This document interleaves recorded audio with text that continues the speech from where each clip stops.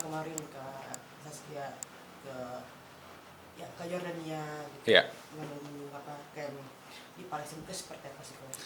Jadi memang kalau aku lihat Kak Iya tuh memang perhatian terhadap nasib saudara-saudara kita yang ada di Palestina itu cukup lama ya. Jadi sekitar selama ada dari Oktober tahun lalu memang itu menjadi concern di keluarga kita juga jadi concern ya.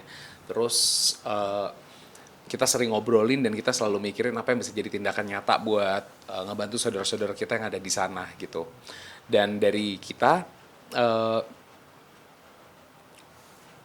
ada aksi-aksi sosial yang biasa kita berikan. Misalnya kita kan ada usaha di baju muslim, kita bikin ada sebagian dari penjual kita sumbangkan, terus kita juga aktif di kegiatan-kegiatan ketika memang ada seminar atau apa yang terkait itu juga kita support gitu.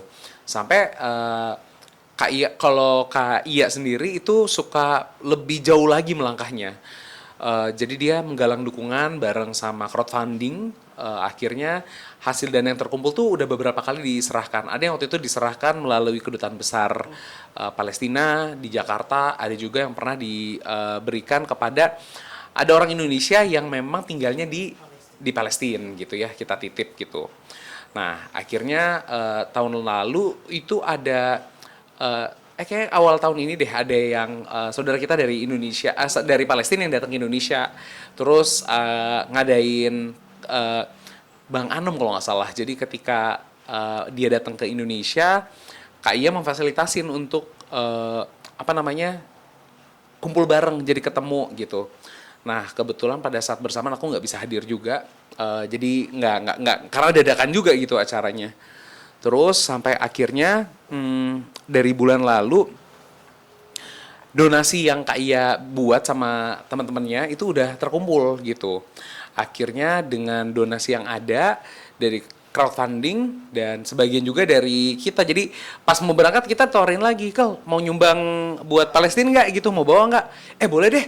Boleh nggak bawain baju-baju kita, bawain brand kita aja, bawain ZM kasih ke anak-anak di sana. Boleh nggak? Boleh. Kak gimana tapi kamu siap nggak buat ngangkutnya? Nggak apa-apa, insya Allah aku bayar sendiri aja kalau ada extra baggage. Ya udah akhirnya kita bawain ada 100 piece kita bawain ke buat saudara-saudara kita yang ada di sana. Jadi awalnya tuh yang aku tahu Kak Iya tuh mau berangkat ke Jordania gitu. Jordania bareng sama 4 orang temennya gitu ya. Jadi bareng-bareng. Awalnya juga sebenarnya ada beberapa lain yang sebenarnya mau ikutan. Tapi karena ngelihat situasi dan kondisi, akhirnya ada beberapa orang yang mengurungkan niatnya karena mungkin khawatir kali ya dengan kondisi gitu. Dan waktu kita Kak Iya berangkat sebenarnya tuh belum ada gini, beberapa hari sebelum berangkat tuh baru ada isu salah satu pimpinan di Hamas tuh ada yang meninggal. Sebenarnya tuh udah bilang, wah ini tensinya makin tinggi nih takutnya aku pikir gitu. Sebelum kayak berangkat, aku juga baru tahu kayak 3 hari sebelumnya gitu, Kak kamu yakin mau berangkat gitu?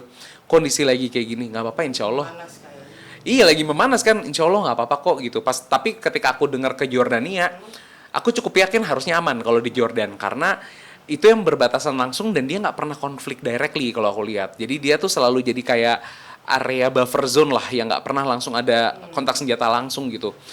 Jadi kecuali mungkin kalau ke Libanon atau ke Syria pasti aku jauh lebih khawatir ya karena itu memang konflik langsung gitu kan. Kalau ke Jordan aku pikir harusnya enggak deh, gitu aman deh. Akhirnya dapat kabar visanya keluar, kayak akhirnya berangkat gitu ya. Terus berangkat itu kalau nggak salah singgah dulu dari Indonesia ke Qatar, dari Qatar berangkat ke Jordan, terus nyampe ke Jordan. Yang kita pikir tuh awalnya cuma di Jordan karena memang Kak Iya awalnya bilang kayak belum dapat nih visanya mau masuk ke Masjidil Aqsa gitu, belum bisa masuk ke Yerusalem gitu. Dari awal kita tahu oh ini nggak bisa, paling kata Kak Iya ya udah lihat aja rencananya seperti apa. Kalau memang bisa dapat berangkat, cuman kalau nggak ya udah gitu. Nah terus sampai kayak udah beberapa hari di sana, udah 2-3 hari di sana, tiba-tiba dapat kabar kayak dapat visa untuk berangkat ke Yerusalem gitu. Dan masuk ke Yerusalem itu sebenarnya jadi dari Jordan itu Kak Iya ke Yerusalem tuh deket banget, cuman kayak 1,5 jam gitu. Nah aku sebenarnya sangat worry juga kayak aku bilang Kak Iya kamu yakin, sampai dibikin video wasiat juga. Gimana tuh kamu itu kan bikin wasi itu juga sempat pada nangis juga. Betul. Dan mungkin sudah jadi mungkin seperti apa gitu lah. Jadi memang pada saat denger aku yang dikirimin tuh kata Tasya sebenarnya sama Alwin. Jadi aku pada saat di kantor dapat video itu, dikasih tahu sama Kak Tasya, ini Kak Iya bikin video ini sekarang mau masuk perbatasan, doain ya. Aku bilang ya Allah Kak Iya. Aku pertanyaan cuma satu, ini Mas Anung tahu nggak sih? ini ini resikonya sebesar ini gitu, karena videonya tuh menitip pesankan tolong jaga anak-anak, tolong masjid yang mau dibangun tetap dijalankan. Gaza karena sekarang juga udah terjadi, itu pasti aku udah bilang, udah gua nggak ridho lo berangkat, mendingan jangan berangkat gitu. Cuman karena ke Aqsa aku pikir resikonya ada tapi lebih rendah gitu. Jadi ketika aku dengar informasi ini, dalam lubuk hati aku cukup yakin kayak ini insya Allah sih aman. Insya Allah aman selama Kak Iya coba jaga diri dan jangan terlalu berkonflik langsung sama orang-orang di sana gitu. Karena kan juga di sana tidak boleh langsung menunjukkan oh kita begini gini gitu. Kayak nggak bisa terlalu bersuara lah ya. Kita harus pintar-pintar. Jadi ini pun juga Kak Iya juga baru share semuanya tuh mungkin setelah dia berhasil masuk gitu, bukan pada saat dia proses masuk, karena khawatir ada apa-apa kan gitu buat keselamatan juga. Tapi seperti ini guys, maksudnya ada kesulitan gak sih untuk berangkat ke sana? Mungkin kan tadi visa juga sempat belum keluar untuk menuju ke Masjid Aqsa, terus juga ke Yerusalem juga kan. Itu kan agak panjang gak sih prosesnya atau gimana gitu kan?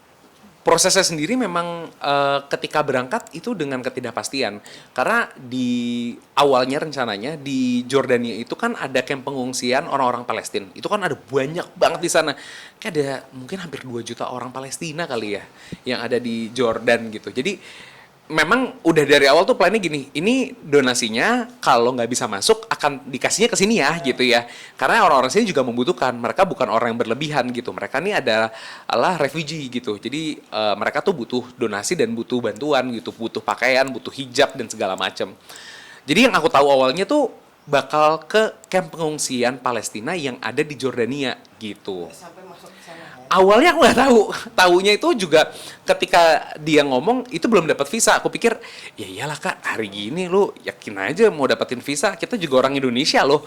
Maksudnya agak susah ya Kak? iya. Izinannya juga susah Kak, atau gimana pas ke Yordan tuh agak susah atau gimana? Enggak sih, kalau ke Yordania relatif lebih mudah ya, nggak sesulit itu untuk berangkatnya. Dan memang bantuannya kan juga memang hand carry ya, jadi bukan kalau nggak salah tuh banyak bantuan yang nggak boleh tuh, yang kalau misalnya besi bentuknya terus dari aluminium tuh nggak bisa masuk. Cuman kan yang dibawa kan baju ya, bantuannya, terus juga ada dana gitu ya. Jadi ya itu sih relatif lebih aman ya, dan kan dibikin kayak tempat untuk makan di sana. Jadi kerjasamanya memang salah satu sama NGO yang memang punya memfasilitasi untuk makan orang-orang yang ada di Jordania gitu. Jadi berapa hari ke sana Kak? Seminggu. Ini kayaknya nih hari-hari terakhir deh. Bentar lagi harusnya udah pulang. Sudah pulang. Betul. Rencananya tuh harusnya dalam 1-2 hari ke depan bisa pulang sampai ke Indonesia harusnya. Kak melihat Kak Saskia yang bikin video, maksudnya perjalanan dia dari di Yordan sampai masuk ke Masjid Aqsa, itu seperti apa sih? Itu kan juga sempat pernah nangis juga nih. Iya. Itu mungkin seperti apa tuh? Juga nulis di WhatsApp juga kan, sempat mengupload gitu sama. Pamit juga, maksudnya lebih ke arah bilang, jadi mungkin Kak Iya juga nggak mau bikin orang tua khawatir ya, nggak mau bikin mama papa khawatir. Jadi Kak Iya menyampaikan kayak lebih ke arah saudara-saudaranya gitu, kayak iya pamit ya gitu, dia ngasih tahu iya pamit ya mau masuk nih sekarang. Terus video call juga gitu, Kak ini kamu masuk ke mana sekarang? Oh ini masih di perbatasan gitu. Kamu sekarang ada di sisi mana? Di sisi Jordania gitu. Terus kata dia mohon doanya aja ya, karena pada saat sebelum aku masuk tuh ngelihat ada 2 rudal katanya di atas langit, dan 3 rudal, tapi satunya tuh meledak di udara, 2-nya tuh mendarat ke salah satu tempat lah di sana. Dan baru 1 hari sebelumnya Ibu Retno Marsudi mengeluarkan travel warning. Kan katanya jangan berangkat ke negara-negara timur ya, ada Libanon, nggak salah Syria, termasuk ke Jordan dan Timur Tengah ya. Iya gitu kan. Jadi itu juga katanya jangan masuk gitu. Jadi kebetulan pas travel warning itu keluar, posisinya tuh kayak udah di sana. Jadi kan kayak udah tinggal setengah jalan lagi gitu kan. Jadi kayaknya mungkin dan ternyata visanya dapat ya akhirnya setelah berbagai macam pertimbangan dan aku rasa Kaya juga cukup yakin dan berbaik sangka sama Allah gitu ya. Pasti akan diberikan kemudahan karena niatnya niat baik banget gitu. Jadi memang maksudnya pas dengar maksudnya melihat rudal seperti itu mungkin keluarga deh. Kak Haikal sendiri saat mendengar itu agak worry juga gak sih, apalagi kan posisinya walaupun di perbatasan gitu kan. Dan itu kan masih area konflik juga. Betul. Area konflik. Betul. Jadi eskalasinya kan bisa berubah sewaktu-waktu ya. Karena kita tahu yang tadinya mungkin skalanya terbatas, tapi akhirnya kan sekarang sampai selatnya juga ikutan, sampai di sisi utaranya juga ada. Jadi macem-macem gitu ya. Jadi ini memang hati-hati banget gitu ketika mau berangkat gitu. Tapi ketika ada rudal, aku bilang, Kak itu ke arah mana? Ke arah Aqsa atau bukan gitu?